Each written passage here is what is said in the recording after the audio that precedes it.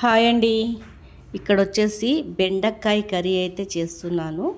ఇది చాలా టేస్టీగా నూరూరిచ్చే బెండకాయ కర్రీ అండి. ఇది సింపుల్గా చేసుకోవచ్చండి. ఏ మసాలాలు వేయకుండా ఉట్టి ఉప్పు కారం పసుపు వేసి చేసుకోవచ్చండి. టేస్టీగా అవుతుంది. ఇది ఎలా చేస్తానో చూడండి. ప్రాసెస్ అయితే చూసేద్దామా.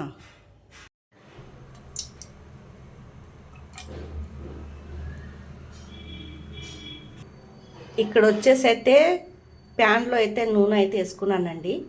ఇక్కడ వచ్చేసి బెండకాయ కర్రీ అయితే చేస్తున్నాను. ఇది చాలా టేస్టీగా ఉంటుంది. దీని ప్రాసెస్ ఎలా చేస్తానో చూడండి. నూనె కాగాక బెండకాయలు వేసుకోవాలా. ఇది లేత బెండకాయలండి.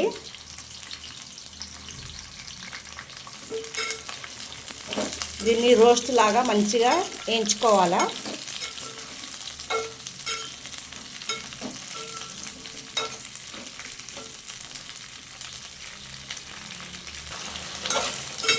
వేయించుకోవాలండి. ఇట్లా కొద్దిగా మెత్తగా అయిపోతే బెండకాయ లాతగా ఉంది తీసేయాలా.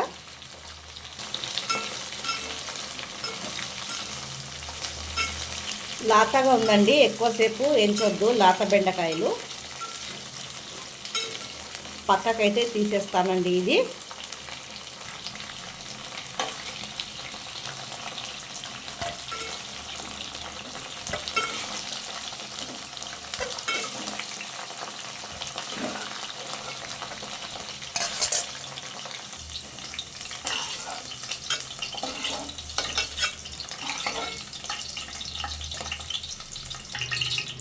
ఆనియన్ వేసుకోవాలండి.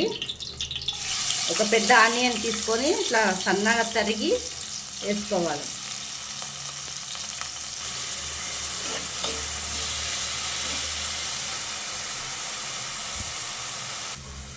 ఎక్కువ నూనె లేకుండా టేస్టీగా బెండకాయ కర్రీ అండి. ఇది సింపుల్గా చేసుకోవచ్చు, బ్యాచిలర్ అయినా.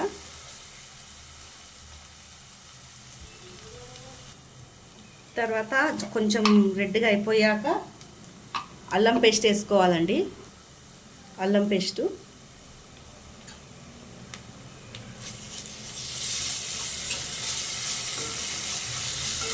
పచ్చి వాసన పోయే వరకు వేపుకోవాలి.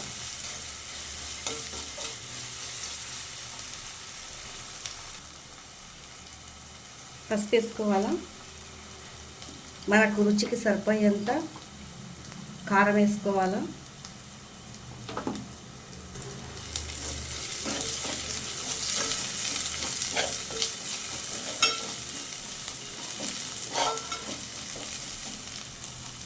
పచ్చి వాసన పోయే వరకు జర వేపుకోవాలండి. తర్వాత మనం 2 పెద్ద పెద్ద టమాటాలు అయితే తీసుకున్నాను.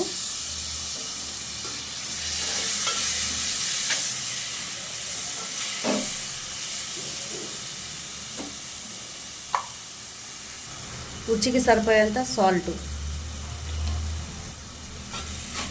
టమాటా మెత్తగా అయ్యే వరకు మంట ఏమో స్లోగా పెట్టాలండి, మాడిపోతుంది. ఈ టమాటాల కంచి నీళ్ళు వచ్చే వరకు ఏంపాల. తర్వాత కలెమాకు వేసుకోవాలి కొద్దిగా ఫ్లేవర్ గురించి.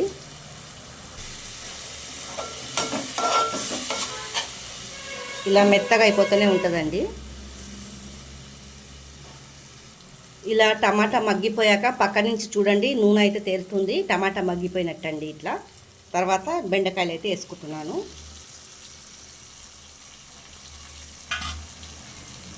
చాలా టేస్టీగా ఉంటుందండి ఇది. చపాతీలు ఎంబడైనా వేడి వేడి అన్నం ఎంబడైనా చాలా బాగుంటుంది.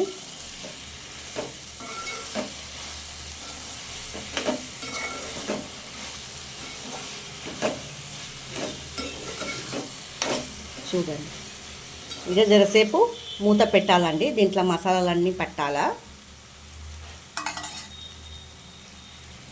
కొద్దిగా చింతపండు పులుసు వేసుకోవాలా. ఎక్కువ తినేటోళ్ళు ఎక్కువ వేసుకోవచ్చు, నేనైతే కొద్దిగా వేసుకుంటున్నాను. నీరు ఇట్లా ఏం పోయొద్దండి. ఈ చింతపండుదే నేను కొద్దిగా నీరు వేస్తున్నాను. నీళ్ళు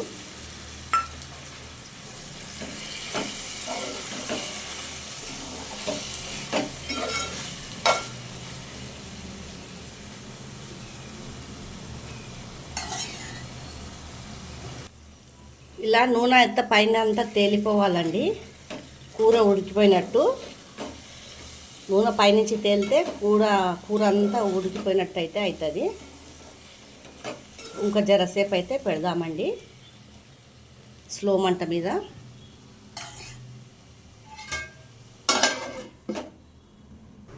ఇప్పుడైతే చూద్దామండి, మెత్తగా ఉడికిపోతుంది. బెండకాయ కదా, ముందే వేపుకున్నాము, ఎక్కువసేపు పెడితే మొత్తం లైలాగా అయిపోతుంది. చూడండి, కర్రీ అయితే రెడీ అయిపోయింది. ఏం మసాలాలు ఇట్లా ఏం లేకుండా సింపుల్గా టమాటా బెండకాయ కర్రీ అండి. టేస్టీగా ఉంటుంది. ఇలా చేసుకోవాలండి.